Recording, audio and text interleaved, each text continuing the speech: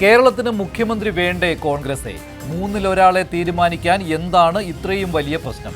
8 ദിവസമായിട്ടും സർക്കാരിനെ നയിക്കാൻ ആരെന്ന് പോലും തീരുമാനിക്കാതെ ജനവിധിയെ ഇനിയും പരിഹസിക്കരുത്.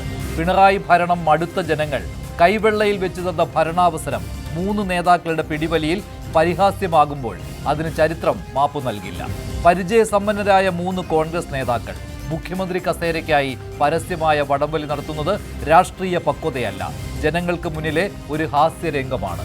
ജനങ്ങൾ പ്രതീക്ഷിച്ചത് ശക്തമായ ഒരു പകരം ഭരണമായിരുന്നു. കിട്ടുന്നത് കസേരയ്ക്കായുള്ള അനന്തമായ ചർച്ചകളും ഹൈക്കമാൻഡ് നാടകവും.